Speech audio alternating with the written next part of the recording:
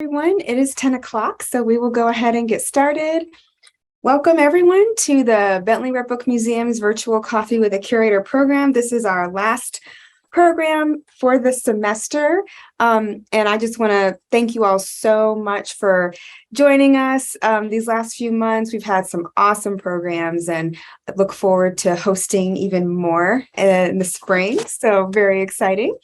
And if it happens to be your very first time attending Coffee with a Curator, welcome. And I hope that you love what you see today and that you choose to join us next semester. So I know that we are probably maybe a small intimate group today. I know the holidays are upon us and finals and everything are happening. So anyway, just thank you guys so much for making time for this today. This is one of, we still have some folks coming in. Awesome. Okay.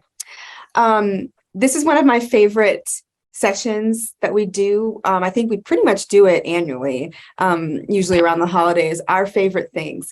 Because most of the time, you know, I'm either leading or someone else is leading, talking about rare and historic books, because we love those. But sometimes it's fun to just stop and talk about books that are meaningful to us. They may be rare, they may not be. But they hold value to us. And I love to hear which books hold value to all of you. And so, again, the floor is really going to be open today. Anyone who wants to share a book that is meaningful to them can. I have a list of some people who've definitely told me that they want to share, but even if you were not on that list, that is fine. If you have a book in your possession, or if you don't, you just want to talk about it, that's fine too. So we're going to do that today. But before we get started, we're going to have Andrew's segment as usual. For those who are new, Andrew, can you wave your hand? Andrew Bramlett is one of our very talented student researchers, and Andrew attends this program every month. And so he changes his background each month to a bookish place that usually has to do with our theme. So again, today's theme is pretty broad, our favorite things, but Andrew, you might need to give us a little clue so that we can properly understand what direction you've gone in with your background this time. Oh, you're muted, Andrew. I went for a very famous library celebrating a birthday this month. This is actually a postcard behind me of something inside the library. And I'm proud to say I actually own the postcard. It's one of my own. And anything more might give it away. So, Andrew, could you duck your head for a second so we can see the whole thing? Okay, there we go. Okay, doesn't help. It can't be the Andrew Museum because we've already done the Andrew Museum, right? I'm trying to kind of hold up the card here. It's Gutenberg. I tried to make today's a pretty hard one.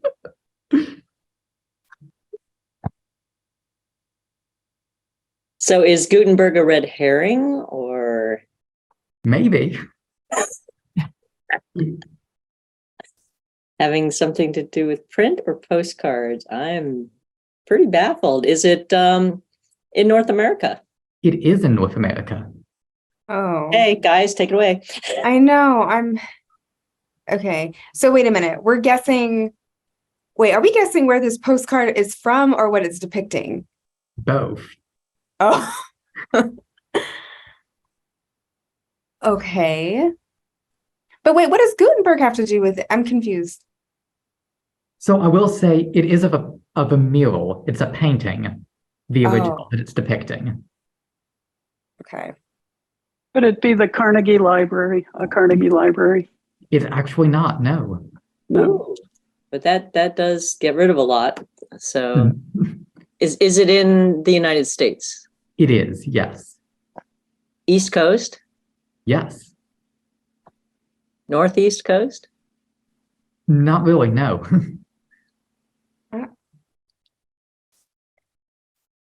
Is it like somewhere in DC? It is. Ooh, Joyella. I found it on Google. Maggie. I'll be the last resort to answer.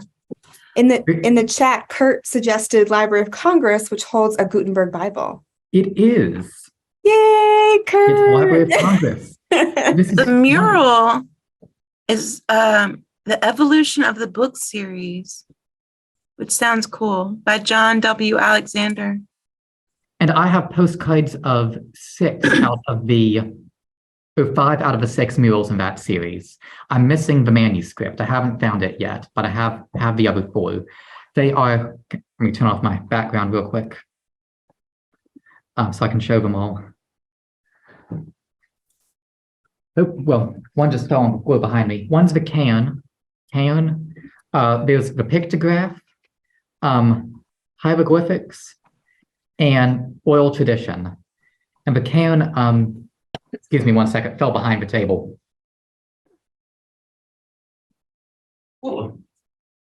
Here it is. Wow. My favorite thing is going to talk about all of this today. Andrew, it's like we planned this. Oh my gosh, amazing. I'm amazed. Yeah. Yay. Well, thank you so much, Andrew, and awesome, Kurt. Thanks for guessing it. And that is great. And yeah, I've since I'm here in the office, I had the pleasure, Andrew's here today. I've seen several of his postcards spread out on a table, and it's just quite impressive. So he's got a marvelous collection there. We'll have to do some more showcasing that. Thank you, Andrew. And for just as a reminder, Andrew always does a handout for us about the place. And so he dropped that into the chat. So please do download that as you please. All right. Well, we are going to go ahead and get started with our program. And if you don't mind, Barbara, since it kind of relates to what Andrew was talking about, would you like to go first? I'd love to. It's so funny. So my favorite thing, if you all can see it, is this book called The Discoverers by Daniel J. Boorstin. Boorstin was born in Atlanta in 1914, passed away in 2004. He was a professor at the University of Chicago. He was the 12th Librarian of Congress, 1975, and he created the center for the book at the Library of Congress. So I suspect that some of those murals may be in that center. Why I like this book, I hadn't looked at it in a while, and pre-internet it was written, and it was an amazing book of research that led to, the discussion that he has about the discoverers that came up with the key inventions. And in his introduction, he says the most promising words ever written on the maps of human knowledge are terra incognita, unknown territories. And his book is about the obstacles and illusions to knowledge. And it's told not from the historical perspective of wars and individuals who shaped the history, but rather why people had the need to know and how they solved the problems related to knowledge and discovery. So it's not biography driven, it's driven by the events in history. One of the first discoveries that he talks about is the invention of the clock. And there's this notable quote in there that says, "Our century of artificial light tempts us to forget the meaning of the night. It affected productivity and it brought the menace of the unknown." And then he goes on to talk about the discoveries that led toward timekeeping, like sundials, sand clocks, incense burning clocks. And it wasn't until the 14th century that the mechanical clock was invented, which of course then changed everything. What intrigued me is he talks a lot about how these discoveries were made related to clocks and all of the imaginative things, like some of the clocks, the glockenspiels with the moving characters on wheels, and the little man that struck the bell was actually called Jack, as opposed to the first clocks, which had the internal clapper. So there's a lot of really trivial things in this book, but they're fascinating. He then goes on to talk about sea exploration, and his notable quote there is, "The ship became the sword of empire builders." And he talks about the inventions related to the magnetic compass and the measurement. Told me it was next week. And then I said, You can go on, Barbara. And the measurement of latitude, how that changed and facilitated sea exploration. Other discoveries were the telescope, Galileo and Copernicus, and the greatest obstacle to their work being the Catholic Church, which is a very interesting. The microscope, units of measure. He's got a thing in there about how for such a long time, units of measure were things like cubits and digits and fathoms, and that those crude units of measure actually helped build the pyramids. And lastly, the thing which relates to Andrew's presentation is he talks about the book, and he said that from the ancient Greeks onward, memory was considered the treasury and guardian of all things. It was necessary to support the oral traditions of society, and that is why we have, been able to read Homer's Iliad and Odyssey today, is because memory eventually led to the written word. His notable quote there is that print destroyed the invisible cathedrals of memory. It became less necessary to shape ideas and things into vivid images and store them in memory places because we could read them.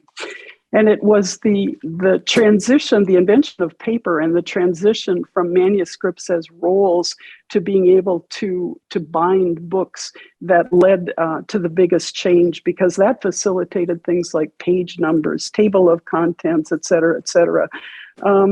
And of course, he talks about the pioneers, Gutenberg and Caxton, et cetera. He talks about medieval libraries being places where books were chained and you had to have permission to come in and use the books. And he believes that the discovery of the printing press is what freed the books from their chains. And then, of course, Carnegie and the public libraries then made books available to everyone. So it's my favorite book. It's an old book, but it sparks my imagination and reminds me in some cases of the courage that it took to be a discoverer and an inventor in the past. That is marvelous, Barbara. Thank you so much for sharing that. So you may have already said it, but when was that book published? You said it was pre-internet? I think it was the early 80s, I think sort of 1983, 84. Yeah. And he's went on to write a second book, The Creators, which is about how artists interpret intellectual knowledge and how they transform that into their works of art. And then a third one called The Seekers, which was about future discoveries. He's a very intelligent guy. Yeah. And interesting, like he goes into a lot of detail, but he talks about how, like, on the way to having codexes, these bound books, it was like the Egyptians had papyrus sheets, the Burmese had copper sheet, all of these civilizations had some form where they attempted to do book making, but really it was the printing press and where they could bind books that was the transitional invention. That is absolutely fascinating. I know Tamara, you can comment. Barbara, I wanted to ask you, is there anything about the specific book? Like, is that specific book, does that have a history or a particular meaning to you? Or is that just a random copy that you just happen to have? This is an old book that I got in a used bookshop in San Francisco a long time ago. But we moved recently and I had to cull through my books, and his 3 books made the cut. So it's meaningful to me. And the idea that it's, when you're a kid and you're in history classes, you're kind of like, oh, I don't know if I can take any more of this. It's so dry, it's the year and the person.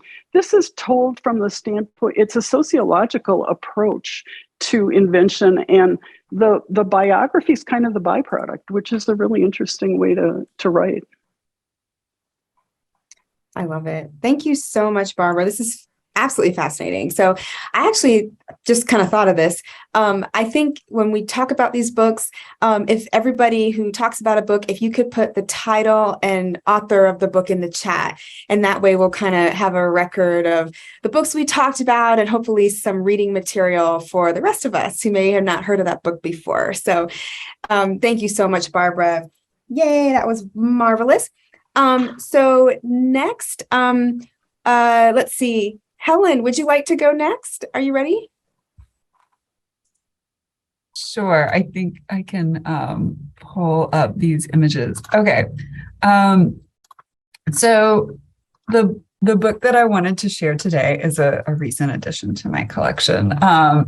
My grandmother Vivian Thomas, passed away in January of 2021 at the age of 99.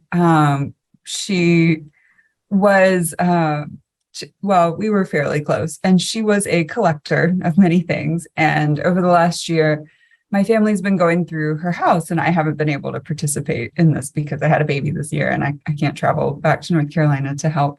But they've been going through all of the things in her house, and she was a homemaker and a secretary, and she very much enjoyed, she embraced, convenience foods of the mid 20th century. And so they've been finding, evidence of all of the, eras that she lived through. And I just wanted to share one of the things that came out of her house this year. This was my favorite thing that was found. Let me see if I can share my screen. Okay. So this is the New Joys of Jello recipe book. And I think I've shared my screen so that I can share the other parts of it. So you can see this is copyright 73, but this is the second edition, 74.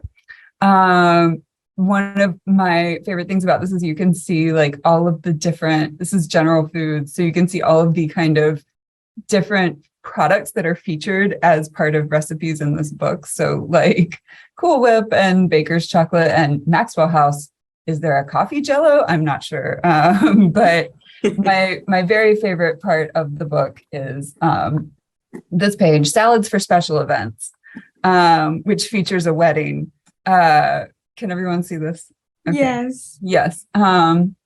So basically they say, consider serving several colorful jellied salads. Offer a tempting variety, such as the salmon, fresh fruit, and tangy cheese salads photographed on the opposite page. So you can, I feel like this is a very specific era. It is, so glamorous. You've got your champagne and then a salmon Jello mold. I don't necessarily remember my grandma making anything like this. Honestly, I feel like this is like aspirational for her, perhaps. She was not so much a grandma who baked. She was a grandma who bought cookies, but I love the idea that this is an era that she lived through, and it's evidence of her long life as a homemaker and a collector of things like cookbooks, even if she was not necessarily one to use cookbooks. And I am fascinated by food history and food culture, and this plays very much into an area of my interest. So I just wanted to share this one little thing with everybody.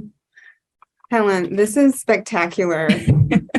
My favorite part is like, it's not like the joys of Jello, it's the new joys of Jello. There are more joys to be had with Jello. These aren't the joys of yesterday's Jello. This is an up-to-date joys of Jello. Up-to-date joys of Jello. Yeah. So anyway, I think that this is so interesting in terms of kind of 20th century food trends to capture this. So anyway, thanks for letting me share. When my great grandmother passed away, we were looking through her stuff and found, I think there was a Jello book like that, but also a book with a recipe for fish stick surprise. It is fish sticks. What's the surprise? You coat it in tartar sauce, and then you coat it in pickles, and then you all fry it. So you think you're just biting into a fish stick, but it actually has tartar sauce and pickles already on it. I see the convenience there. Okay. Yeah. We actually made it. It was disgusting, truly. That's funny. And I kind of love kind of going in the chat. I feel like we all kind of, it's so funny. It's so uniting because, we see these recipes. Sometimes we find them in our parents or our grandparents' possessions. And like Tamara said, food fashion. It's, there were trends that were going on. I don't know, maybe our grandchildren or great grandchildren will wonder why there was so much kale involved in everything. I don't know. They're probably they're kind of judges for that or something.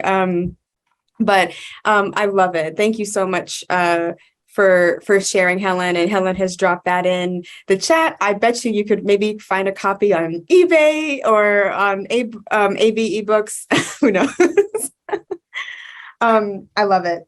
Thank you so much, Helen. So how about we'll have Andrew and then Adina. So I brought a couple things today. Let me turn off my background so I can show them all. Okay, so to start with, I'll go with the Library of Congress stuff. So as I mentioned, it's celebrating a birthday this month. It's turning 125. So I have with me a handbook to the Library of Congress. I hope it's showing up well. Yeah. This is 1898, and it is all the interior decorations. It goes through each public room of the building, and what's on the floors, what's on the ceilings, what's on the walls, who did it, who created it, who designed it, what's the purpose behind it, what does it represent, and so forth. For instance, those ones I just showed, those postcards can all be found here, group number 7. The 6 paintings in the East Hall by John W. Alexander tell the story of the evolution of a book. The series begins on the south or left as one faces the main stair hall and is in order as follows, then it has them all. Then it goes through each of the ceiling decorations. And it's just has a lot of great detail to it. It's an amazing book, and it also has pictures, illustrations to it. Like here's the main stair hall. Now, one other thing I collect is postcards, as I mentioned. I have one here, of Library of Congress. This is actually my oldest postcard of anything. It's 1898, and has it on it. And then I can show this right. Here is the other ones I brought with me. This area is all murals and interior decorations. Usually just mosaics. This is all the interior, and then everything from here down to the end of the table is what's it called? The exterior. There's kind of another view of it. And I know none of this is a book group after all, but I did have to show some cool things. Like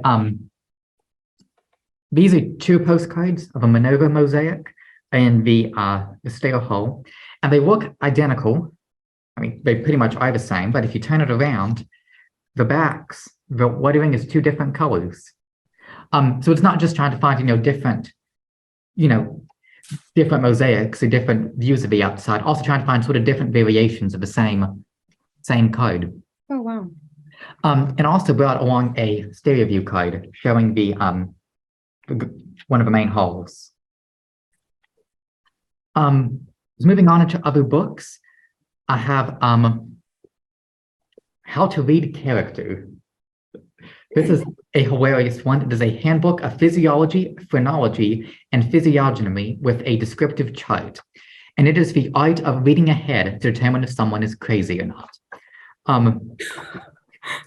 So phrenology, there's a bust shown in the back. So it's based on the idea that different people have different shaped heads, and that the shape of a head determines whether or not you, let's see, with like combativeness or cautiousness or sublimity or hope. So in theory, if you have like a bigger hope area of your brain, you'll be more hopeful, and vice versa. But the best thing about it is it actually gives examples. Let's see if I can find a good one. Like here's let's see what section this is. Self-esteem. Here is General E. Kirby Smith, the Civil War, who it says has a large self-esteem area, compared to General Rosecrans, who has a moderate one. Here's John Stuart Mill and Princess Alice, the daughter of Queen Victoria. John Stuart Mill had a large individuality, whereas Princess Alice apparently did not. As with, I'm sure, a lot of things this period, if you're looking for racism or sexism or any other ism, it's probably in here. Yes. It's a very... I'm confident it is. Yeah. It's just a very weird book. Here's one that shows sort of different skull sizes, a nice illustration. This is in the firmness category. Firmness? So wide firmness and small firmness. Huh. I will say to its credit, in terms of like the politicians it picks, they do seem to be all over the spectrum in case they have like large regions or small. So it's not like political. I have to give them a bit of credit there. Outside of that, I can't speak to its credit. But yeah, it's a very fun book. This is popular, phrenology, like this is popular back sort of mid to late 1800s. It fell out of favor very quickly, and rightfully so. But it still actually has some like sort of descendants today still kind of floating around. But yeah, it's crazy. That's really interesting. So where did you find that one? eBay. On eBay. Yeah. Wonderful book. Yeah, it's interesting because I know that a lot of students here who are studying, medicine or in the sciences are interested in those kinds of things. Or it's sometimes it's mind blowing to look at kind of what was being touted as like actual, science. That one's probably teetering on that. But interesting illustrations are interesting too. Well, and one of the interesting things about it is it has some like factual inaccuracies which make their point. Like for one, I believe it's amativeness, or like how passionate in love someone is. It gives, I think Andrew Johnson is an example of someone who has a small amativeness region because he was not married and had no kids. And apparently, according to this, hated kids. So that's sort of what they're basing this whole idea of. He had this small region. That's their evidence. But in real life, Andrew Johnson was happily married, I believe twice, and had several kids. So even like the true facts they're using to support this, that's not crazy, even those are wrong sometimes. Wow. That's funny, Andrew. So I imagine you reading this, you're like the best person to read this because you're very, a lot about details about political figures. So you can tell. Next, I have Phrenology, The Book of Good Times by E.O. Hyben. This is from 1930. It is published by the Methodist, and it is a party planning guide. It has parties for each month. It has the games to play. It has all that. Wow. One of the ones, I remember for Thanksgiving, I was looking through it, and it was when all of your guests arrive with a chrysanthemum on the table and ask them to guess the number of petals. And that's then a later game? during the night, you're supposed to get people to see how many words they can create out of the letters in chrysanthemum. Big theme there. For Christmas, it has an absolutely hilarious one. You're supposed to blindfold everyone and put on a string these paper things hanging down to be like icicles. And all these blindfolded people are supposed to take scissors and chop off the icicles. There's a bunch of blindfolded people walking around a room with scissors trying to cut at things. I feel like that could be a Christmas nightmare. I feel like that's a Christmas nightmare waiting to happen. But it's just full of just ridiculous party ideas like that. There's a lot of very, very bad ideas in here. I know. In fact, I've been helping plan a Christmas party for a history group, and I brought out this to see if there's anything worthy. And I mean, we're just going to get past the first paragraph. It was too funny. That is funny. So my final little book, this is a bit more of a serious one. This is Main Street by Sinclair Lewis. It is an excellent book if you have not read it. Lewis won the Nobel Prize in 1930, and this copy was published after he won the prize because it has it embossed, I don't know if it can be seen, but right on the cover. There it is. Wow. I read this, it was a couple of weeks ago, and it was very, very good. So that's my serious one. That's exciting. So you got quite a collection there, different topics involved. So Andrew, I'm gonna put you on the spot here. What would you say are, I guess, like the three main themes of your book collection at home? Like, what would you So I say? have a lot of medical books. Medical? Because they sometimes will have just very bad information. I find it very funny. I collect atlases, have about 30 of those or so, just to kind of see world progressing. I'm a big map guy, so that's a big deal for me. The others is sort of a bit more miscellaneous for a third one. I have a lot of like classic fiction, like with Main Street. I have some nice, like Charles Dickens I'm pretty proud of. And I have some like history stuff, but probably if I had to pick a third, I'd say like classic fiction. Mhm. Nice. Well, thank you again, because you always bring out such interesting things from your personal collection. So I knew about kind of the medical books and the atlases, but it's kind of cool to hear about some other stuff you're collecting as well. So awesome. And last question I have, I'm asking you because I know it's quite an impressive number. How many books are in your personal library, Andrew? So I have about 150 like older books like this, and of just like books I've been reading, somewhere around 200 or so. Mhm. But I have a big stack of to read. Yeah. That's very impressive. That's awesome. Oh, and I love Tamara's comment in the chat. Can you imagine a program, Jello, history, phrenology, and party games involving scissors? What could possibly go wrong? The crazy thing is that, yes, we have literally talked about all these things today in a program. People wouldn't believe us if they didn't attend. Oh, that's funny. I love it. All right. Adina, would you like to share a book or two? Sure.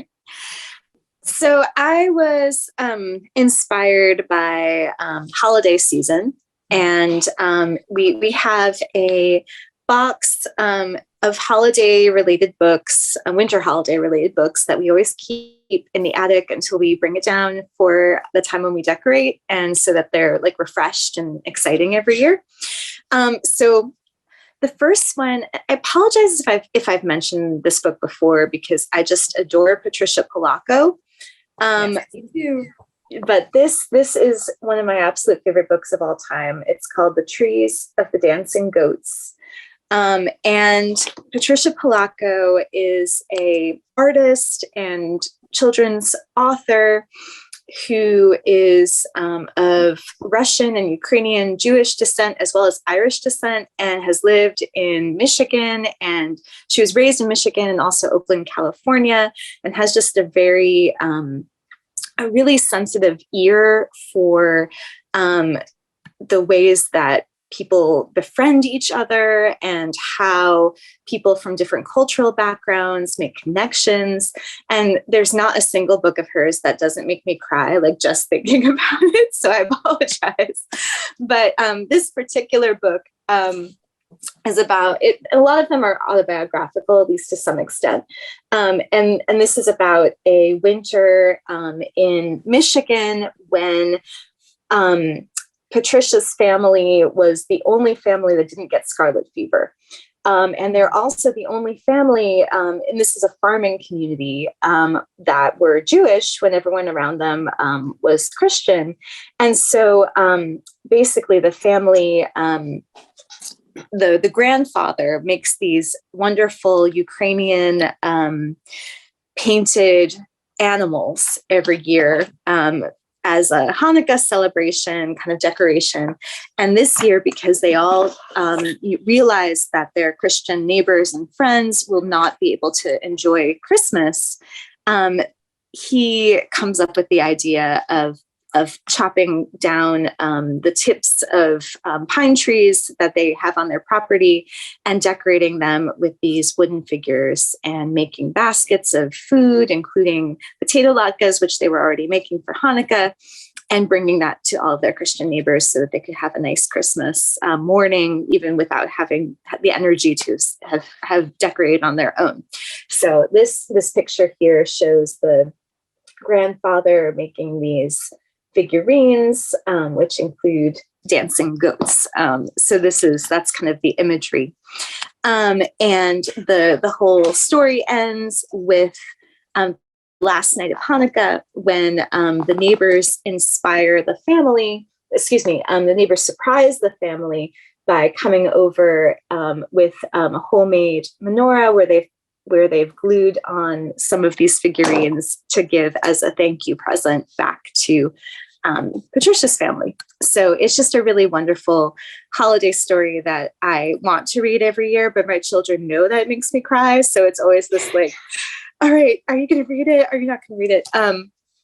Another book, just to put it out there, that's my absolute favorite of hers is called Mrs. Katz and Tush.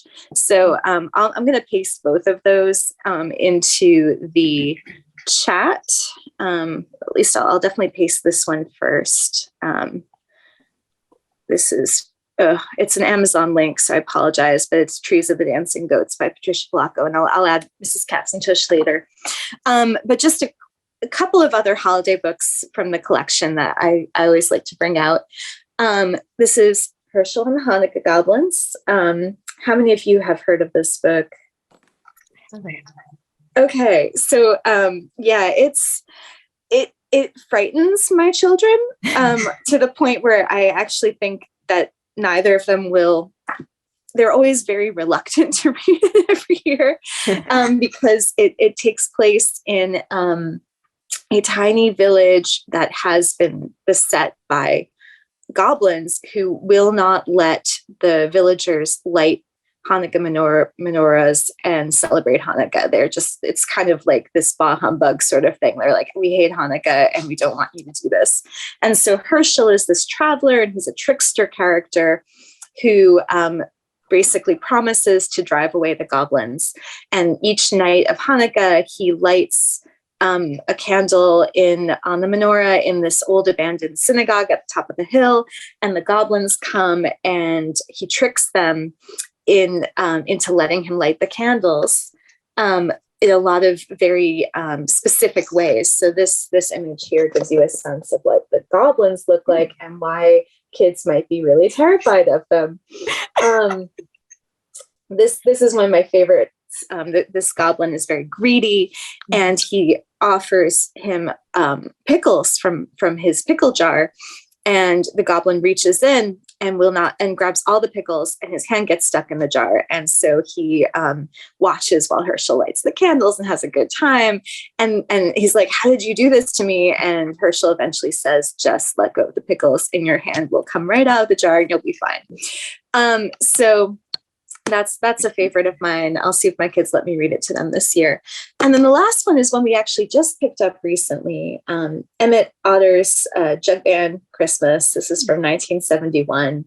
And we discovered, so we love watching every year the Muppets Christmas Carol, favorite movie to watch the holiday season, and realized that the Muppets had actually done a version of Emmett Otter's Jug Band Christmas. And we were like, we'd never heard of this story before. But it's just a really sweet story, kind of a little bit O. Henry-esque, where this mother and son, both want to buy each other Christmas gifts, and they are very poor, and they end up selling very important things that each of them need for their livelihood in order to enter this music contest. And it's a really sweet story, really homey characters. So those are my three. Those are amazing, Adina, and I love the holiday theme you had. And I just want to say too, I completely understand you tearing up at Patricia Polacco's book, because hers do that to me. The one that does that to me is Chicken Sunday, because yes, Chicken Sunday is another. Yep. The woman who used to take care of me when I was a baby, that was her basically.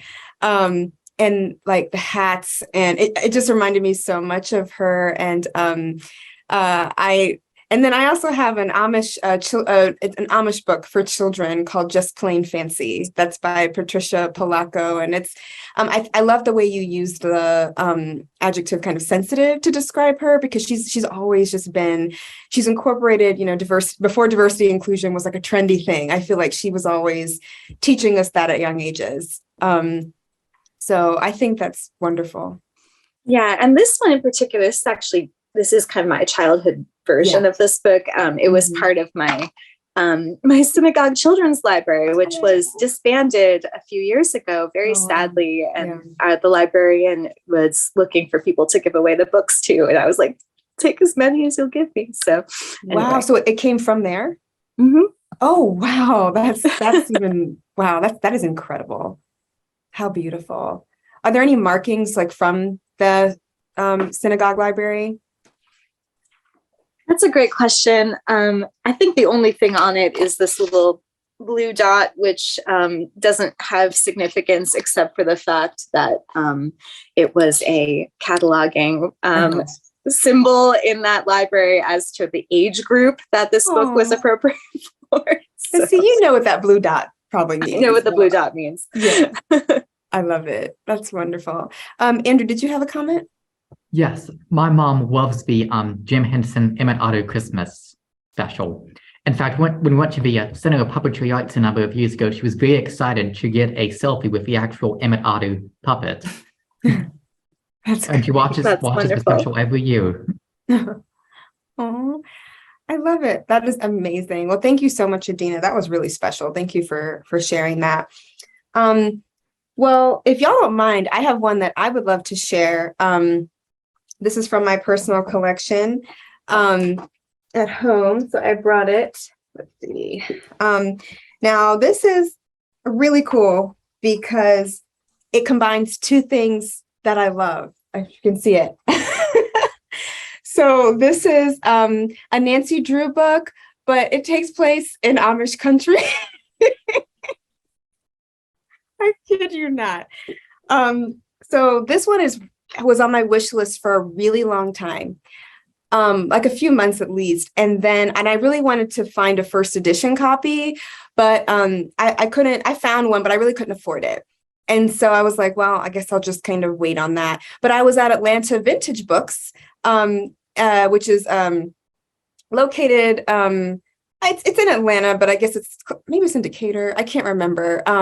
But anyway, I was at Atlanta Vintage Books and I just found this on a shelf, and it's not a first edition, but that's okay. This book was originally printed in 1955, but my particular copy is about 10 years later. And I found that out kind of based on the back matter. I kind of was doing research to see, because it's telling you all the titles that are currently in the Nancy Drew series. And so I was able to find that the last one it mentions was printed or published in 1965. So this was at least printed around 1965. And it is the 33rd book in the Nancy Drew series. So, and for those who don't know, I'm a collector of books printed by and about the Amish. And I also was an avid Nancy Drew reader. When I was little, I just read Nancy Drew so much. And when I was little, I didn't know that Nancy Drew was like much older, that I thought these were just like made for me or something. I had no idea that they were, they had been around for a long time. So anyway, I just love it. So in this book, Nancy and her friends are attempting, I'm in the middle of reading it right now, but they're attempting to solve a mystery of stolen furniture that ends up in Amish country. And so they're in Lancaster County and they are experiencing Pennsylvania Dutch culture and living with an Amish family and whatnot. So my collection at home really tries to answer, how are the Amish kind of portrayed through print over time? And that's why I collect books that or collect printed materials that are made by Amish and those who are non-Amish. And it's interesting to kind of see some of those discrepancies there.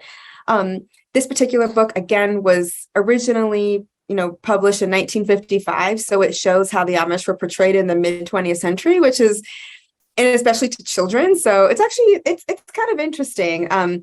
The one thing that I probably do need to do, though, is I really would like to get a first edition copy, because in 1955, I believe the ghostwriters might have still been Mildred Wirt. I need to check on that.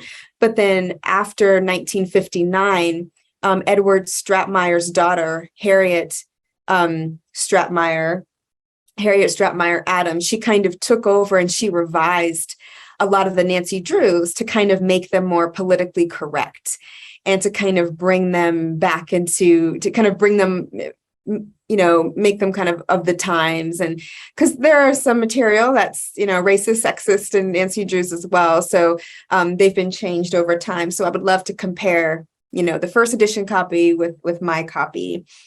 I will say I did find some kind of odd things in this. For one, when Nancy and her friends were trying to understand the two different types of, the book explains that there are two different types of Amish people, house Amish and church Amish. And in all of my research and collecting, I have never heard those terms before. But the way they described them, I think that the church Amish, I think that would be like what we would call Mennonites. and then the house Amish, what we would call nowadays old order Amish. So I don't know where those terms come from. I'm going to have to find that. Another thing that I've noticed that was really unrealistic in this book is how the Amish family that they're with, like how rapidly and willingly they like tell Nancy all of their business and invite her to solve their problems, which I think is probably very uncharacteristic of the Amish to do. And so, but Nancy's the star of the book, so she has to be in the know and know everything. So I thought that was kind of interesting. And the last thing, I don't know if anyone else who loves Nancy Drew can help me with, but I was reading this book and I nearly fell over because Nancy is described as a blonde-haired, blue-eyed girl. And I'm like, blasphemy. I always thought my Nancy from my childhood always had red hair. So I don't know where Nancy went from blonde to being a redhead. And in this book, it's kind of hard to see. She kind of looks like she could be like strawberry blonde. But anyway, I just thought that was very disturbing to me because Nancy was always had red hair. But anyway, it's fine. But anyway, it's really cool. And even in this book, they refer to other Nancy Drew books and other mysteries that Nancy has solved. So I just love it. And it's a really good story. I'm enjoying reading this one. I have not read a Nancy Drew in a long time. And at one point in the story, Nancy's dad calls her, or she calls her dad, and he says, "Oh, you're going to receive a visitor soon." And she's like, "Oh," he's like, "Oh, it's a surprise. You're going to like it." And in my head, this name just popped. I'm like, oh, it's Ned.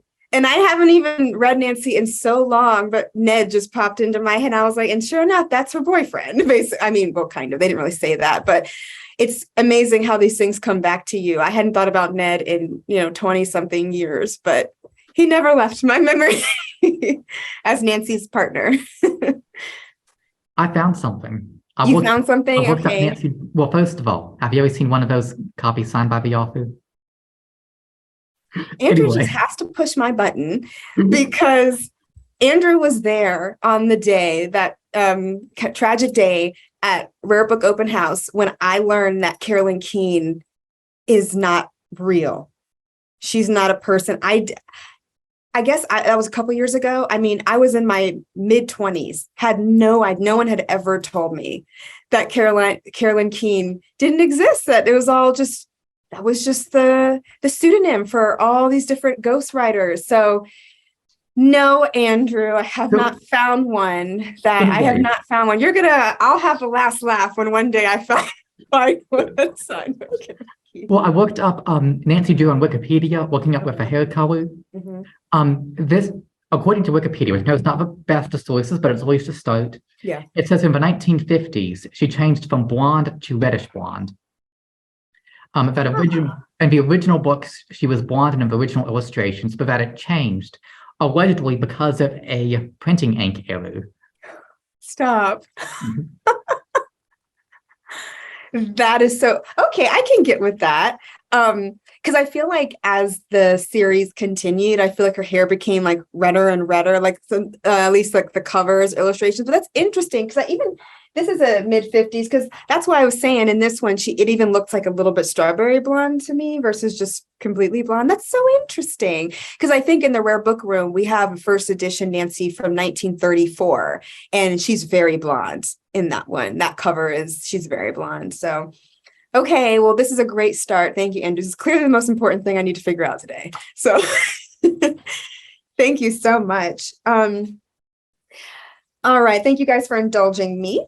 Does anyone, and I'll put my book in the chat. Does anyone else have a book that they'd like to share? Maggie, I know you had something that's of interest. Actually, this is not it, but I ordered this book, Will the Real Carolyn Keene Please Stand Up? Back when Joy Ellen found out that there was not a real Carolyn Keene. And this is actually a fiction book, but I thought it was a great addition to the Bentley collection, specifically for Joy Ellen. Exactly. Thank you, Maggie. This is very important. It was very hard for me. I'm finally starting to recover, but Andrew keeps bringing it up. So the book that I wanted to show was actually my most recent addition to my Frankenstein collection. This is Frankenstein. It's illustrated by Lynn Ward. So it's woodcuts throughout. And I'll just show you a couple of the woodcuts. I like this one, if you can see it. And now that we've all read, or most of us have read Frankenstein, it means even more. I think I may have already shared this book, but it's one of my newest ones and I love it. And that's the picture that's on the front cover. It's so pretty. Lynn Ward really depicted the Frankenstein's monster completely different than he's been depicted before. And this is just a facsimile. The Bentley Museum has the 1934 edition. So this one costs significantly less than the Bentley collection book cost. And I could go on forever and pick out lots of different Frankenstein books and things that are my favorite. I don't know how long Joellen wants me to talk, but should I? Sorry, I muted. Maybe show us one more, and then we'll see if anybody else has a book, maybe spontaneously has a book they want to talk about. So this Frankenstein was, I think I've already shared it too, but it's my favorite because it's close to my heart. My son Mason bought it for me at like Barnes & Noble or something like that. It's the manga version of Frankenstein. So it goes from, backwards from what we in the West are used to reading books. But so it's like a graphic novel / comic book that's like manga. Oh, wow. So it's, I don't know. I've never seen it at a store before, but he bought it for me. So it's got that anime kind of manga style where they have the really cool expressions and faces, like, I don't know. I love it. So this one has a special place in my heart because my son bought it for me. And he actually works at a thrift store in Kennesaw, and he brings home books for me. Almost not every single shift he works, but he sees something that he thinks I would like every time. He's the cutest. It's so fun. He just brought home, it's just a random Frankenstein. It was a soft cover. He didn't know if I already had it. So he went ahead and brought it home for me anyway. So I added it to my collection because no, I did not have it. It's just a little like Dover edition or something like that. So Maggie, you have succeeded as a parent. Your child brings you books. I Yes. think that is like, that is it. That's really exciting. And for those who have been attending the program, you already know, but for those who maybe don't know, Maggie's rare book, she has a collection of Frankenstein. So she has a method of collecting that many people do where they collect various editions of the same work. And it's marvelous to see. It's a really impressive collection. And with a title like Frankenstein, there's so many different editions and printings of it. I should have, the collection is right back here on my shelf. So these right here are all the Frankensteins that I have so far. And there's probably about 30 different versions that I have so far. And the fun part about collecting them is that I just randomly find them at used bookstores. And I'm like, oh, I haven't seen this one before. So most of the books are cheap or inexpensive, but then a few of them are specifically bought, like this manga and this Lynn Ward copy. Like, I don't have a lot that I specifically bought because of what they are, but they're all my favorites. It's so hard to choose. Exactly. And I that's the part that I just love about it. Christian, you can close this out by sharing, but I did want to say one thing. If this is inspiring you all to collect or to, I don't know, dust off some books that you've had for a while, I am going to put in the chat. A lot of us here use it in our personal lives. Libid.com. You can manage, you can track, or excuse me, it's like a content management system for your book. So basically you can catalog your books and keep track of them in this cloud-based platform. And then you can even export that data to Excel or through in a CSV file. So it just really helps you keep metadata about your books, helps keep them organized. So I like using it. I'm not endorsing it, but I like using it in my personal life. So just wanted to share that with folks. But Christian. Yes, so luckily I have a copy on my shelf in here, but this is Papermaking, the History and Technique of an Ancient Craft, if I can get the, by Dart Hunter. It's a huge English work on just like the overall history of papermaking. There's some great illustrations. I think it was originally, let's see if I can, okay, no, it's gonna blur it out, but originally published, I believe in 43. And there have been some other works about various papermaking traditions. Timothy Barrett put one out on Japanese papermaking in the 80s. And then subsequently, more recently, he, in like the last few years, put one on European hand papermaking. And then there's also one on the Korean papermaking tradition called Hanji Unfurled by Amy Lee as well. That's amazing. Have you tried any of the methods? I have done your traditional European papermaking. I've done some Indo-Islamic style as well as various Japanese and Korean styles. It's a lot of tools, and sadly, I don't have access to those workshops anymore, but really fun and really interesting. That's amazing. So you said, so that text was originally published in the 40s, you said, right? Mm-hmm. So is it still used as like, is it still used as kind of like a methodology book for paper makers, or has it kind of now is just more of like, oh, historically that's what was said, but we've moved on? It's still a huge work in the papermaking world, just because there hasn't been a lot of additional ones. There is some, it is a little problematic, but again, there's been a lot of research and stuff done in the various other papermaking traditions as well, especially as of recent. I know Radha, who you've collected artist books on, has done a ton of like research of papermaking in India and stuff like that. So you're seeing more and more research done in various traditions around the world. Awesome. Well, that's really exciting. Thank you so much for showing that. So it must be in your office then on your shelf. Yes. Yeah. Always nearby. I love it. There's books that I always have to have nearby. I have a collection of Nancy Drew's in my office that Maggie got for me. And I keep them in my office because they comfort me and they make me so happy. So I think we all are comforted by our books, and we love them and they inspire us. And I have learned so much about different books today. Thank you guys so much for sharing. I really appreciate that. And did you see in the chat? I'm sorry. I know we only have like 2 minutes left, but Addie said I have a few. What?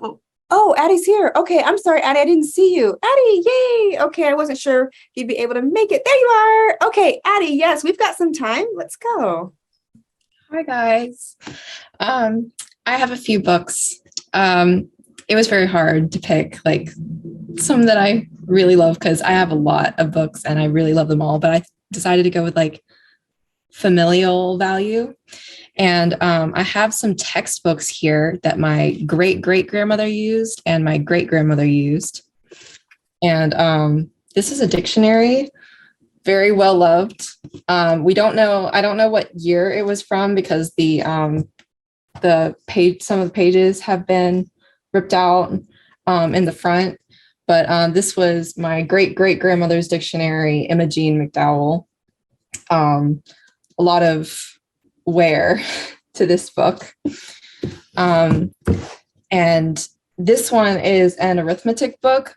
This one I think was from 1910. Yes, copyright 1910. And it belonged to an Ethel Smith, but it was that she shared it with my great grandmother, Nola Aline. So that's that one. And then this one's my favorite. This one was my my great grandmother's physics lab book, and she did like drawings all throughout. And this was copyright in 1925, but she used it in 1934, 1935. And so yeah, those are my three. Those are absolutely incredible, Addie. And that doodle and that last one, it on camera doesn't even do it justice. Addie showed it to me up close a few days ago, and it is the most incredible doodle that someone has ever done on a paste down. It's amazing. So it is absolutely wonderful. And wonderful. Corinne put in the chat, Addie, that she can help with repair of some of those books if you need it.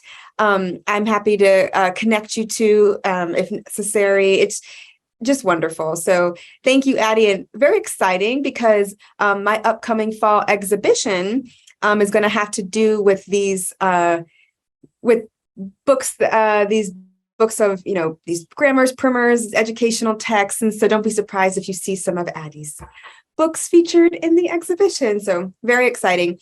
Anyway, I know we're a little after our time, but I just want to thank you all so much for joining us today. Thank you for joining us this whole semester. I'm just going to drop a link in the chat. I must always. Our fundraiser is still going on for our Declaration of Independence copy. We are moving forward. We're getting there. So I'm very, very excited. And if you donate $100 or more, you get a set of 8 personalized book plates for these wonderful books that you all talked about today. So yay, just consider that. But please do spread the word about our fundraiser. But I hope everyone has a wonderful holiday season, lots of rest, stay healthy, and just have a joyous time. And we will resume in the spring. I have not figured out the exact dates yet, but I always let y'all know. So anyway, I will see you all in 2023. Okay. Yay. Bye, everybody. Happy holidays.